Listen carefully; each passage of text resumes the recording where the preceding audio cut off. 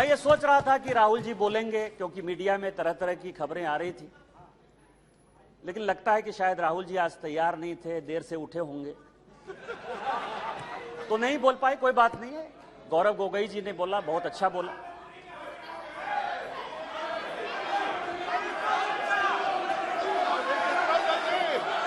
Speaker sir, Gaurav Gogoi जब बोल रहे थे कि इस कांग्रेस पार्टी को शहादत के बारे में, लोगों का क्या बलिदान है इसके बारे में कुछ पता नहीं है। इन्होंने मणिपुर की बात की और पूरे देश को नहीं, पूरे संसद को जो है इन्होंने चैलेंज किया कि आप लोग में से बहुत लोग मणिपुर नहीं गए होंगे, मणिपुर नहीं देखा है आपने। मैं मणिपुर के इतिहास का भुक्तभोगी हूं। मेरे मामा एनके तिवारी 73 में अपनी पैर जो है वो गंवा चुके मणिपुर में,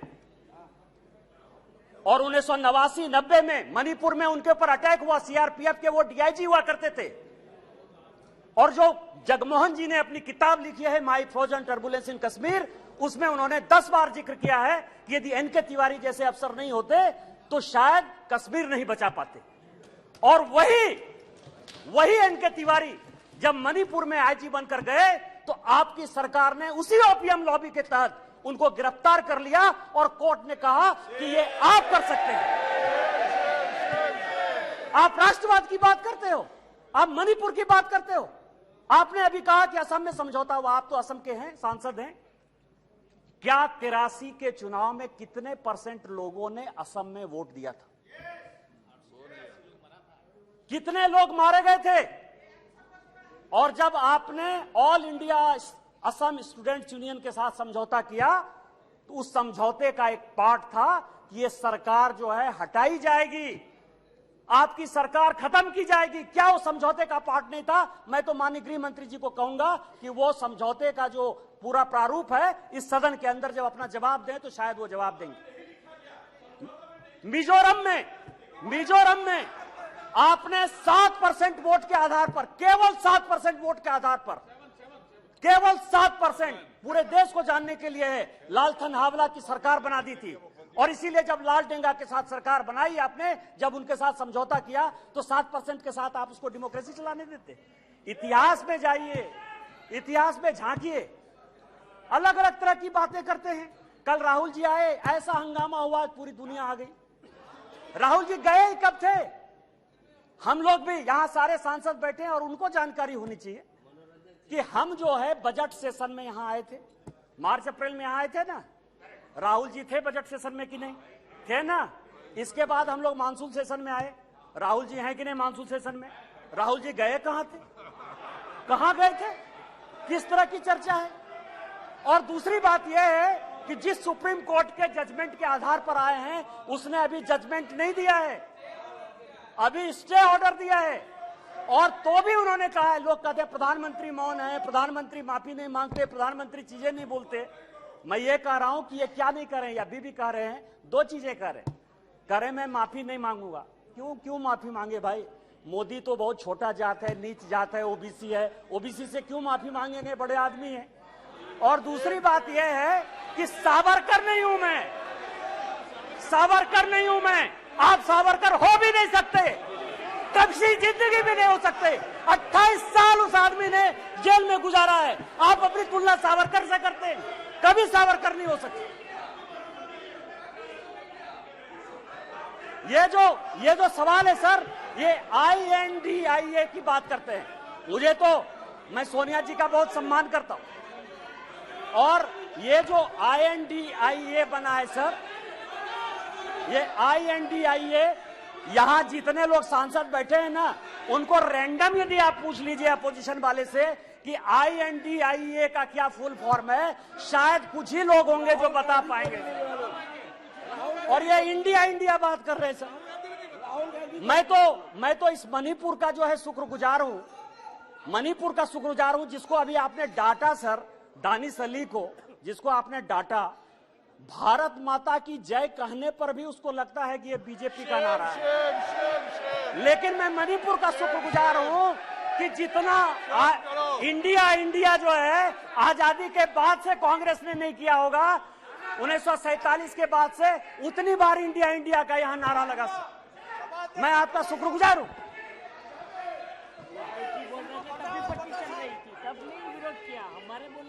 मेरे प्रधानमंत्री अध्यक्ष महोदय, मेरे प्रधानमंत्री एक बात कहते हैं कि ये अविश्वास प्रस्ताव नहीं है। प्रधानमंत्री जी कहते हैं कि ये अविश्वास प्रस्ताव नहीं है, ये अपोजिशन में विश्वास प्रस्ताव है कि कौन अपोजिशन में कौन किसके साथ है। जब माननीय प्रधानमंत्री जी ने यह कहा तो मैंने सोचना शुरू किया सर कि प्रधानमंत्री जी ये बात क्यों कर रहे हैं, हमारे खिलाफ अविश्वास प्रस्ताव है, लेकिन वो कह रहे हैं कि ये अपोजिशन वाले अपने विश्वास प्रस्ताव की बात कर रहे हैं और उसमें वो देखना चाहते हैं कि कौन दल सचमुच उनके साथ है। तो मैं तह पर गया सर कि अविश्वास प्रस्ताव पर कौन कौन पार्टी हमारे खिलाफ है। सबसे बड़ी पार्टी डीएमके है, बड़ा सम्मान करता हूं मैं, करुणानिधि जी का बड़ा योगदान रहा है इस देश को बनाने में। अब आप समझे सर कि 1976 में भ्रष्टाचार के आरोप के ऊपर इस कांग्रेस ने करुणानिधि जी की सरकार को बर्खास्त कर दिया और 80 में जब इंदिरा जी की सरकार बनी तो यही डीएमके उनके साथ हो गई। आप करें तो रासलीला, हम करें तो करेक्टर ढीला।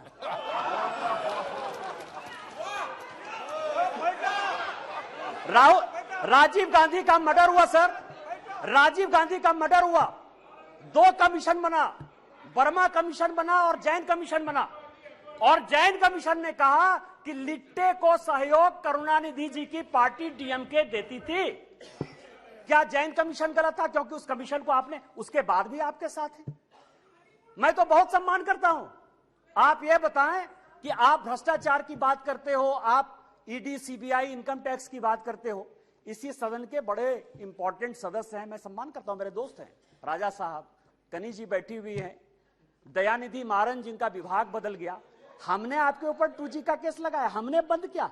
उस गरीब महिला को सर, बेचारी महिला को इन लोगों ने जेल में डाला। आप हमारे खिलाफ हो। हमने क्या किया? हमने क्या किया? हमने आपका विभाग नहीं बदला, हमने आपका विभाग नहीं बदला। आप अपोजिशन का लेके आए हो, आप अपने पोजीशन पार्टी की बात कर रहे हो। दूसरी पार्टी है टीएमसी, दूसरी बड़ी पार्टी है जो प्रधानमंत्री जी ने कहा, उसी को मैं एक्सप्लेन कर रहा हूं सर कि प्रधानमंत्री जी ने, क्योंकि वो हरि अनंत हरि कथा अनंता वाली बात करते हैं, एक शॉर्ट लाइन में बात करते हैं। दूसरी पार्टी है सर टीएमसी। माननीय राजनाथ जी संजोग से बैठे हुए हैं। सिंगूर का बड़ा आंदोलन हुआ, भारतीय जनता पार्टी की सहयोगी थी, हमने साथ दिया टीएमसी का। माननीय राजनाथ सिंह जी पार्टी के अध्यक्ष होते हुए ममता बनर्जी के रैली में शामिल हुए, हमने आंदोलन को साथ दिया। यदि आज आप बंगाल में सरकार बनाए, उसमें हमारा भी कोई योगदान है, लेकिन आपको करप्ट किसने बनाया? नारदा का केस हमने आपके ऊपर नहीं किया, शारदा का केस हमने आपके ऊपर नहीं किया, इस कांग्रेस ने किया। आपका विरोध उस कांग्रेस से होना चाहिए कि हमसे होना चाहिए? तीसरी पार्टी है लालू प्रसाद जी की आरजेडी, ललन सिंह जी यहां बैठे हुए, हमने उनको जेल नहीं भेजा सर। मैं केवल यह कह रहा हूं किस तरह की ये अपोजिशन की यूनिटी है। एक जो गाना है ना सर, एक ऐसा सुर मंदिर है जिसमें संगीत नहीं, गीत लिखती दीवारों पर, गाने की सुर नहीं, गाने की रीत नहीं। मतलब आप ये समझे सर कि ये आंख का अंधा नाम नयन सुख, सब एक दूसरे से लड़ रहे हैं, लेकिन नाम क्या रखा है? इंडिया। लालू प्रसाद जी हैं सर, लालू प्रसाद जी को ललन जी ज्यादा बताएंगे बोलते हुए। यदि इस हाउस में सही सही बोलेंगे तो, यदि सच बोले तो आज जो लालू प्रसाद जी के बेटे को जो है उन्होंने, जिसने उप मुख्यमंत्री बनाया है, वही उसके जो है विरोध में खड़े थे सर। और यहां की कांग्रेस सरकार थी 95 में जिसने कि लालू जी को अंदर कर दिया। हमसे किस बात का विरोध? विरोध तो आपको कांग्रेस से होना चाहिए ना। ये ललन जी पिटिशनर थे, यही तो मैं कह रहा हूं सर।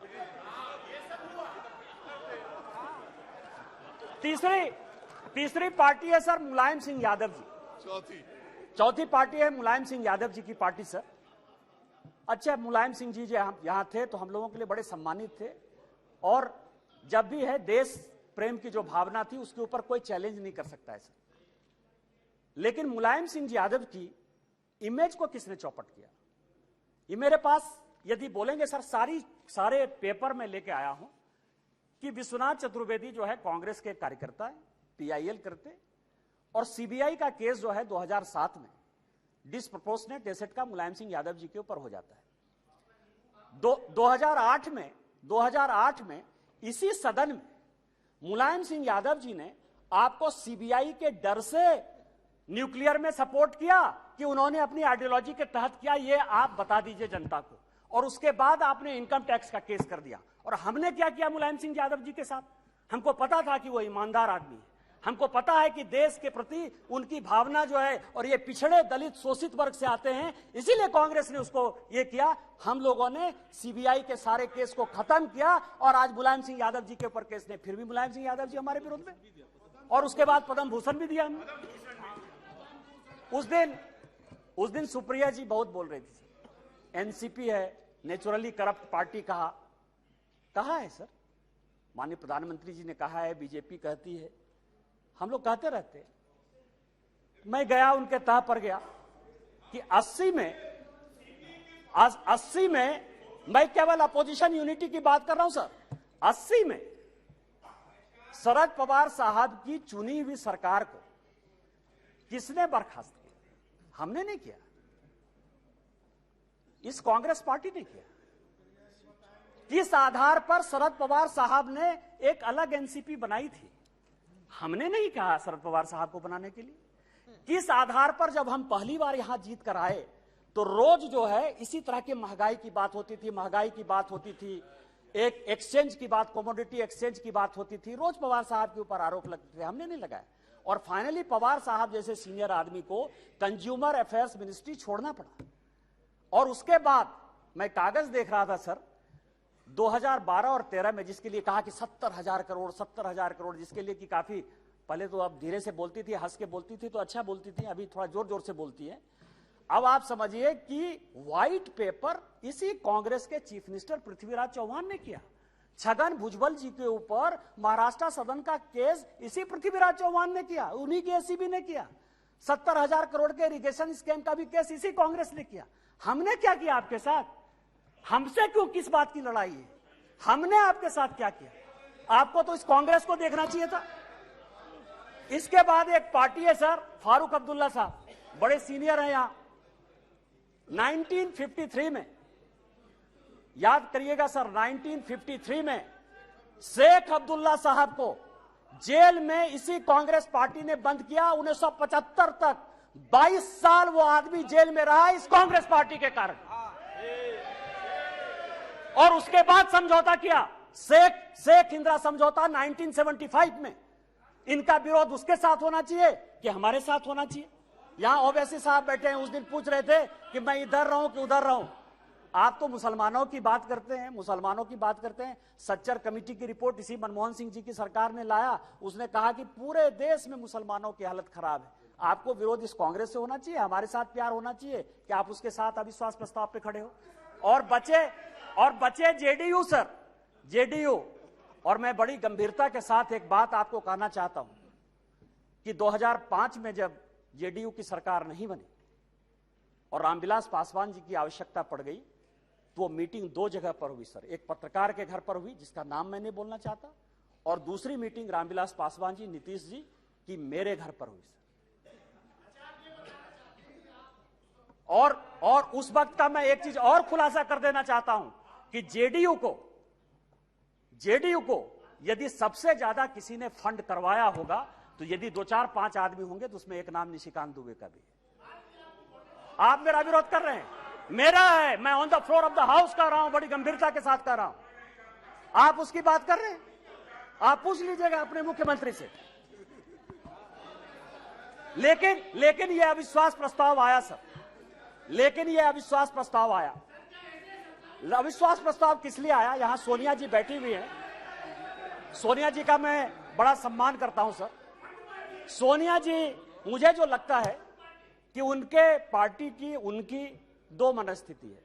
वो एक हिंदू सभ्यता संस्कृति में बिलीव कर रही हैं इसीलिए अलौकिका पंडिता की तरह जो पूरा किताब में लिखा हुआ है कि क्या क्या करना चाहिए एक भारतीय नारी को, उसका पूरा का पूरा पिक्चर सोनिया जी देती है।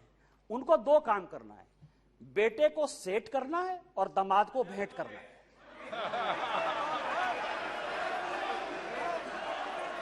अरे जिसका नेम ले रहा है वो बोले ना, जिसका नेम ले रहा है वो बोले, ये लोग क्यों बोल रहे हैं? अध्यक्ष जी, जिसका नाम लिया जा रहा है वो सदन में मौजूद है, वो ऑब्जेक्शन नहीं कर रही है। दूसरे क्यों कर रहे हैं ऑब्जेक्शन? दूसरे क्यों ऑब्जेक्शन कर रहे हैं? वो खुद सदन में मौजूद है, उनको कोई ऐतराज नहीं है। दूसरे ऐतराज करने वाले कौन होते हैं? जब ऑलरेडी सदन में लोकसभा की माननीय सांसद मौजूद है और वो ऐतराज नहीं करेंगे तो दूसरे ऐतराज करने वाले कौन होते हैं? अब आप समझिए सर, मैंने दोनों बातें कही कि बेटे को सेट करना है और दामाद को भेंट करना है। मैं अपने बात पर कायम हूं सर। आप ये समझे सर, ये केस है सर, इनकम टैक्स का केस चल रहा है। नेशनल हेराल्ड का इनकम टैक्स का एक केस चल रहा है ट्रिब्यूनल में। मैं जो भी पेपर कहेगी कांग्रेस, मैं on the floor of the house जो है इसको रखने को तैयार हूं। और यदि इसमें एक भी बात गलत होगी तो मुझे आप सदस्यता से उसी दिन निकाल दीजिएगा सर। लेकिन कांग्रेस पार्टी को सुनना चाहिए सर। इनकम टैक्स अथॉरिटी ने कहा कि ये फाउंडेशन के जितने इनके केस है, नेशनल हेराल्ड के जितने केस हैं, उसकी असेसमेंट करें। हाई कोर्ट का आदेश सर, हाई कोर्ट का आदेश आ गया, हाई कोर्ट का आदेश आ गया कि इसको जो है सेंट्रलाइज करना। ये हाई कोर्ट का आदेश है सर। अभी ये सुप्रीम कोर्ट चले गए। अब आप समझिए कि इनकम टैक्स से बचने के लिए 1 लाख रुपया देके कोई 5,000 करोड़ की कंपनी ले सकता है। ये मैडम सोनिया जी और राहुल जी बता सकते हैं सर, कोई दूसरा नहीं बता सकता। और ये कह रहे हैं कि केवल हमारे ऊपर ये चीजें होती है। यहां जीएम सिद्धेश्वर बैठे हुए सर, हमारे पार्टी के सांसद हैं जीएम सिद्धेश्वर। अब भी 80 करोड़ रुपया उन्होंने इनकम टैक्स में भरा है सर। यदि मोदी जी आपको चोर कहने की बात करते हैं तो अपने पार्टी के भी लोग जो दोषी हैं उनको भी 80 करोड़ रुपया दिया। मैं ऑन रिकॉर्ड कर रहा हूं सर, जीएम सिद्धेश्वर को 80 करोड़ देना पड़ा। बीजेपी के 4 बार के सांसद हैं और आप इनकम टैक्स के लिए बचाव करने के लिए सुप्रीम कोर्ट जाने की बात करते हो। ईडी की रेड होती है सर। और मैं आपको बताऊं कि एक भाग गया है, भंडारी है, मैं उसका पूरा नाम नहीं लूंगा क्योंकि भंडारी कोई भी हो सकता है सर। किसी भी दिन वो यूके से लौट कर आ जाएगा। मैंने इसी हाउस में कहा था कि किसी आदमी का जो है, दामाद जी का जो है मकान है लंदन में, ये कोर्ट का ऑर्डर है सर। एक आदमी जो भागा उसका नाम है सीसी थम्पी। कोर्ट के आदेश के बाद उसका बेल हुआ। इस कोर्ट का ऑर्डर है सर। उस कोर्ट के ऑर्डर में सीसी थम्पी ने ये एक्सेप्ट किया कि उसने जो दामाद जी हैं, दामाद जी के नाम पर कौन दामाद, कोई भी दामाद हो सकता है। इनको दामाद जी से क्या प्रॉब्लम है सर? मेरा भी दामाद हो सकता है। 12 ब्रांसन स्क्वायर थम्पी ने, जिसको थम्पी ने, कोर्ट ने आदेश दिया कि जब जरूरत होगी तुम आ जाना। आप समझिए कि वो भाग गया। उसने कहा कि 12 ब्रांसन स्क्वायर जो है हमारा है। उसी तरह से संजय भंडारी का जो आने वाला है सर, यूके कोर्ट ने जो आदेश किया है उसमें यह बात कहा है कि दामाद जी का वो मकान है। आप क्यों भाग रहे हो? तो जो मैंने आपको कहा कि ये जो अविश्वास प्रस्ताव है सर, ये अविश्वास प्रस्ताव का जो मूल मंत्र है कि बेटे को जो है सेट करना है और दामाद को भेंट करना है। कल जो है सर, कल मेरी बात पर जो है बड़ा हंगामा हुआ, न्यूज क्लिक के ऊपर बड़ा हंगामा हुआ। आज प्रेस कॉन्फ्रेंस हुआ सर। प्रेस कॉन्फ्रेंस में मैं एक बताऊं, यदि न्यूज क्लिक का नाम यदि डिलीट या रेस्टोर हो गया, कांग्रेस को क्या समस्या है सर? न्यूज क्लिक आपका कौन लगता है? पुरकास्ट का नाम यदि रेस्टोर हो गया, पुरकास्ट आपका क्या लगता है? रोहिणी सिंह, अभिसार शर्मा या कोई भी मान लीजिए ठाकुर रंजन प्रागता, यदि उसका डिलीट हो गया नाम या एक्सपंज से फिर बाहर आ गया, आपको क्या परेशानी है? आपका कोई मतलब नहीं है। और मैं ऑन रिकॉर्ड एक और रिविलेशन करना चाहता हूं सर कि सीपीएम के जो जनरल सेक्रेटरी, पूर्व जनरल सेक्रेटरी थे प्रकाश कारात साहब, उनका पूरा का पूरा मेल मैं ऑन रिकॉर्ड आपको लाना चाहता हूं कि जो वो नेवेली राय सिंघम था उसके साथ उनके हजारों मेल हैं, और जब आप कहेंगे मैं ऑन रिकॉर्ड उसको पेश कर दूंगा सर कि सीपीएम किस तरह से देशद्रोही पार्टी के साथ है। हम तो आइडियोलॉजी में मानने वाले हैं। यदि हमने सीपीएम के साथ लड़ाई की आइडियोलॉजिकल, तो आज तक हमने सीपीएम के साथ समझौता नहीं किया, आज तक हमने समझौता नहीं किया। यदि हमने कहा कि कोई मुस्लिम लीग जिसने कि भारत विभाजन किया, आज तक वोट बैंक की राजनीति के बाद हमने मुस्लिम लीग के साथ नहीं लिया। लेकिन आपको जिस कांग्रेस पार्टी ने रोज रोज जलील किया, उसके साथ आप किस आधार पर जो है शासन में हो? मैं आपको बताऊं, मैं आपको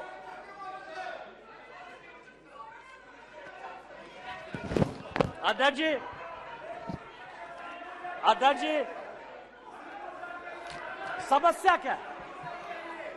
समस्या क्या है कि हमने जो है एक क्विट इंडिया मूवमेंट जो है स्टार्ट किया है। माननीय प्रधानमंत्री जी जो है गरीब के बेटे हैं, गरीबी को समझते हैं। एक विकास की पट्टी देखकर आपने अभी पूरे पार्लियामेंट को देखा कि किस तरह से परेशान हुआ। कारण क्या है सर? मैं जिस इलाके से आता हूं, मैं आपको बताता हूं कि रीजन क्या है और इतना बड़ा बखेड़ा क्यों। मैं जिस इलाके से आता हूं वहां संथालपुरना इलाका है सर। यदि रात हो जाए तो यदि कोई बीमार हो जाए तो उसको गंगा नदी टपने के लिए कोई पुल नहीं था सर। आजादी के 75 साल बाद आज वो पुल बन रहा है साहबगंज का सर। झारखंड इस देश में सबसे ज्यादा माइंस और मिनरल्स देता है सर। 40% से ज्यादा माइंस और मिनरल्स इस देश का झारखंड में। उसके बावजूद भी सबसे ज्यादा बेरोजगारी, सबसे ज्यादा भ्रष्टाचार, सबसे ज्यादा विस्थापन, सबसे ज्यादा पलायन उस झारखंड में। आज आप समझिए उसका कारण यह था कि हमारे पास कोई पोर्ट नहीं था सर। आज माननीय प्रधानमंत्री जी के कारण मल्टी मॉडल हब पोर्ट जो है साहबगंज में गंगा नदी में बना है। मैं जहां से सांसद हूं सर, 75 साल में वहां के लोगों ने रेल नहीं देखा। आज जो है मैं गोड्डा की बात कर रहा हूं, गोड्डा जहां से मैं सांसद हूं, गोड्डा जो मेरा नाम है, मैं आपको बताऊं सर 75 साल में गोड्डा के लोगों ने रेल नहीं देखा। आजादी के 75 साल बाद आज वहां रेल है, उस रेल को देखने के लिए 5 लाख की भीड़ आई थी। आज ये सिचुएशन है सर। ये लोग स्वास्थ्य की बात करते हैं सर, पोजीशन की बात करते हैं कि हमने बहुत विकास कर दिया। मैं एक ऐसा बदनसीब आदमी हूं सर कि जिसकी अपनी छोटी बहन इलाज के बिना मर गई। 93 में मेरे यहां कोई डॉक्टर नहीं था जो पेट दर्द का भी इलाज कर पाए। 93 में मैंने अपनी छोटी बहन को खोया है सर। आज उसके भाई होने के नाते मुझे गर्व है कि मेरे लोकसभा में एम्स जैसा इंस्टीट्यूट प्रधानमंत्री। देवघर है सर, 12 ज्योतिर्लिंग का देवघर है, वहां लोग पूजा नहीं कर पाते थे। आज बेंगलोर से, आज बंबई से, आज अमेरिका से, लंदन से सभी लोग वहां एयरपोर्ट पर चढ़कर आते हैं। यह विकास है। आज मेरे लोकसभा में 2 medical college, 3 engineering college, 4 polytechnic college, 16 ITI, 2 agriculture college, 1 dairy college, 4 केंद्रीय विद्यालय, ये सारी चीजें माननीय प्रधानमंत्री जी ने दी है सर। इनका विरोध यह है कि गरीब के घर में जो चूल्हा जल रहा है, जो घर घर में पानी जा रहा है, जो नल जल की पहल चल रही है, जो गंगा से पानी देवघर आने की बात चल रही है, उसका यह विरोध है सर। इनका विरोध यह है कि बाइडेन ऑटोग्राफ क्यों लेता है। इनका विरोध यह है कि पापुआ न्यू गिनी का जो है प्रधानमंत्री उनका पांव क्यों छूता है। इनका विरोध यह है कि ऑस्ट्रेलिया का जो प्रधानमंत्री है वो उनको बॉस क्यों कहता है। माननीय प्रधानमंत्री जी ने चाहे पिछड़े इलाके हो, चाहे देश हो, चाहे दुनिया हो, जितना काम किया है उसके कारण इनको लगता है कि 2024 में नहीं आने वाले। मैं अध्यक्ष जी अपनी बात महाभारत से खत्म करना चाहता हूं। महाभारत का एक बड़ा कहानी है सर कि द्रौपदी का चीरहरण हो रहा था और पूरे, चाहे कौरव पक्ष के लोग हों चाहे पांडव पक्ष के लोग हों, वो सभी जो है चीरहरण को देख रहे थे। अध्यक्ष महोदय, आज माननीय प्रधानमंत्री जी, ये लोग नहीं समझेंगे सर, ये लोग इसीलिए नहीं समझेंगे कि माननीय प्रधानमंत्री जब परिवारवाद की बात करते हैं ना, तो इनको लगता है कि परिवार की बात करते हैं। माननीय प्रधानमंत्री जी परिवार की बात नहीं करते हैं। वकील का बेटा वकील हो जाए, क्या दिक्कत है? आईएएस का बेटा आईएएस होता है सर।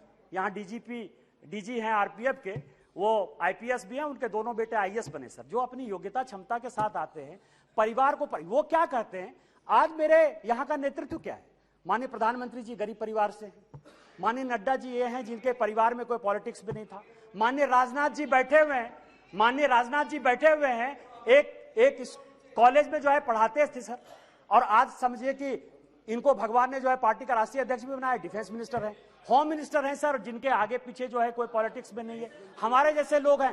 क्या है कि यहाँ जितना परिवार है ना, वो इनके पीछे हैं जो कि परिवार का आदमी नहीं है। और वहां समस्या ये है कि वो सभी परिवारवाद जो है वो उनका जो नेता है, इसीलिए उनका परिवार और परिवारवाद में फर्क है, उनको नहीं समझ में आएगा सर। तो मैं आपको ये कह रहा हूं सर कि आज जो ये अविश्वास प्रस्ताव है सर, अविश्वास प्रस्ताव एक गरीब के बेटे के खिलाफ है। आज जो ये अविश्वास प्रस्ताव है उस आदमी के खिलाफ है जिसने कि लोगों को मकान बना के दिया। आज अविश्वास प्रस्ताव उस आदमी के पीछे है जिसने कि लोगों को पीने का पानी दिया। आज अविश्वास प्रस्ताव उस व्यक्ति के खिलाफ है जिसने शौचालय दिया। आज अविश्वास प्रस्ताव उस आदमी के खिलाफ है जिसने सबों के घर में उजाला लाने की कोशिश की, गरीब के खिलाफ है। और जितने बहस होंगे सर, वो माननीय प्रधानमंत्री जी को, माननीय प्रधानमंत्री जी की नीतियों का चीरहरण करेंगे, जैसे द्रौपदी का चीरहरण हुआ है। मैं आपको कहना चाहता हूं इतिहास से कि चाहे राम मंदिर बना दिया हो, 370 जो हमारी थी धारा, वो सारा तो हमने बना ही दिया। मैं केवल इतना कहता हूं सर कि जब द्रौपदी का चीरहरण हो रहा था तो भीष्म पितामह, कृपाचार्य, द्रोणाचार्य, धृतराष्ट्र, जयद्रथ, चाहे वो युधिष्ठिर हो, चाहे वो अर्जुन हो, सभी मौन धारण किए हुए थे।